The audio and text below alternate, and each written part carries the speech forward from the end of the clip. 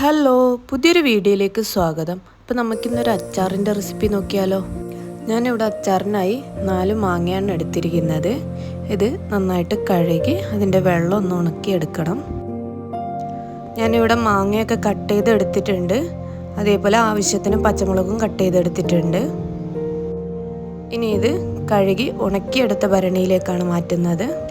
Cut ചെയ്ത മാങ്ങ കഷ്ണങ്ങളും മുളക് കഷ്ണങ്ങളും ഞാൻ ഭരണിയിൽ ഇട്ടിട്ടുണ്ട്. ഇനി ഇതിലേക്ക് ഞാൻ കല്ലുപ്പാണ് ഇടാൻ പോകുന്നത്. ഇതിൽ വേറെ വെള്ളമൊന്നും ഞാൻ ചേർക്കണില്ല. മാങ്ങയ്ക്ക് നന്നായിട്ട് ഉപ്പൊക്കെ പിടിച്ചിട്ടുണ്ട്. ഇനി ഇതിലേക്ക് ബാക്കി വരുന്ന ഇൻഗ്രീഡിയൻസ് ഒക്കെ ആഡ് ചെയ്ത് കൊടുക്കാം. ഇതിന് മുമ്പായി ഞാൻ ഇതിൻ്റെ ഉപ്പ് വെള്ളമൊക്കെ മാറ്റിയെടുത്തിട്ടുണ്ട്. ഇനി ഇതിന് വേണ്ട ബാക്കി ഇൻഗ്രീഡിയൻസ് എന്തൊക്കെയാണെന്ന് നോക്കാം. ഞാനിവിടെ കുറച്ച് വറ്റൽമുളക് എടുക്കുന്നുണ്ട്. 2 ടൈപ്പിലുള്ള വറ്റൽമുളകാണ് ഇവിടെ എടുക്കുന്നത്.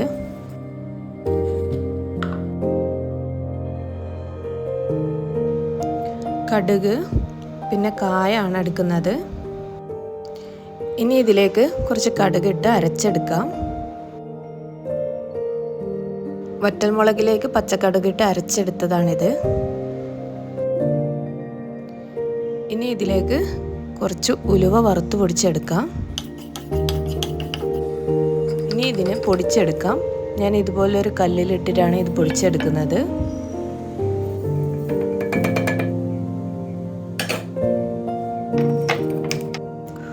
ഉലുവ പൊടിച്ചെടുത്തിട്ടുണ്ട്. ഇനി ഇതിലേക്ക് തന്നെ നമുക്ക് കുറച്ച് കടുക് പൊടിച്ചെടുക്കാം. കടുക് ഞാൻ വറുക്കുന്നൊന്നുമില്ല, പച്ചയ്ക്ക് തന്നെയാണ് പൊടിച്ചെടുക്കുന്നത്.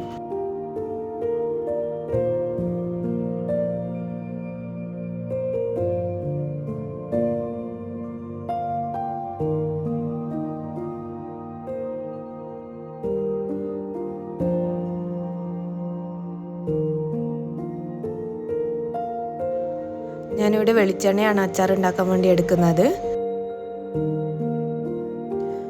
എണ്ണ ചൂടായി കഴിയുമ്പോൾ അതിലേക്ക് കുറച്ച് കടുക് ഇട്ട് പൊട്ടിച്ചെടുക്കാം. കടുക് പൊട്ടിക്കഴിയുമ്പോൾ അതിലേക്ക് 2 വെളുത്തുള്ളി ചതച്ചതും കറിവേപ്പിലയും കടുക് പൊടിച്ചതും ഉലുവയും ചേർത്ത് കൊടുക്കാം.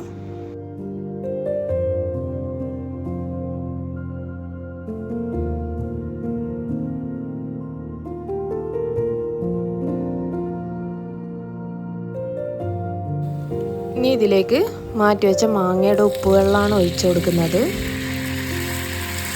ഇതൊന്ന് തിളച്ച് വരുമ്പോൾ കുറച്ച് കായപ്പൊടി ഇടാം.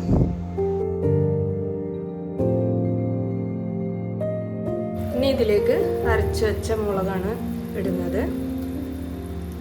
എരിവൊക്കെ നോക്കിയിട്ട് ഇട്ടാൽ മതി.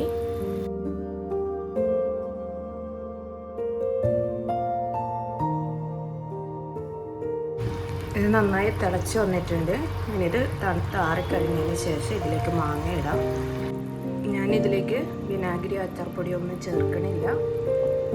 ഇനി മാങ്ങ ഇതിലേക്ക് ഇട്ടൊന്ന് ഇളക്കി കൊടുക്കുക.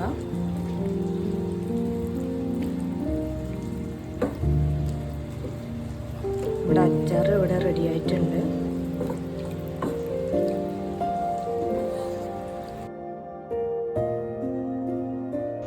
അപ്പോൾ എല്ലാവരും ഇതൊന്ന് ട്രൈ ചെയ്ത് നോക്കുക. വീഡിയോ ഇഷ്ടമാവുകയാണെങ്കിൽ ലൈക്ക് ചെയ്യുക, ഷെയർ ചെയ്യുക, സബ്സ്ക്രൈബ് ചെയ്യുക. അപ്പോൾ താങ്ക് യു ഫോർ വാച്ചിങ്.